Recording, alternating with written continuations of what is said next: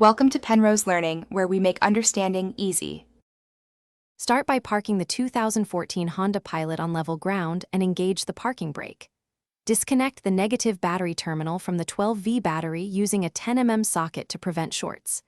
Gather tools, 10mm, 12mm, 14mm sockets, a 3/8-inch breaker bar, and a torque wrench.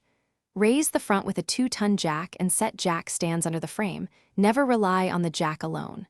Wear gloves and eye protection. Remove the plastic engine cover and inspect the serpentine belt routing so you can reassemble correctly.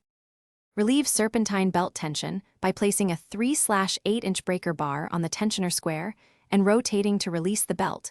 Slip the belt off the alternator pulley. Trace and photograph belt routing for reinstallation. Disconnect the electrical connector from the alternator and remove the main power cable held by a 12mm nut, then cap the wire to avoid contact.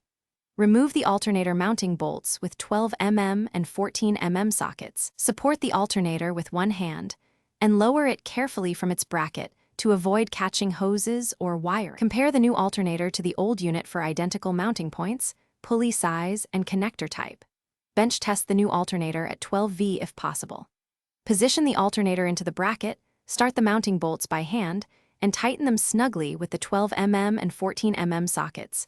Use a torque wrench and follow the factory torque spec if available. Reinstall and route the serpentine belt over the pulley. Release the tensioner to seat the belt. Lower the vehicle, reconnect the negative battery terminal, then start the engine and verify charging output with a voltmeter reading around 13. 5 to 14. 5 volts.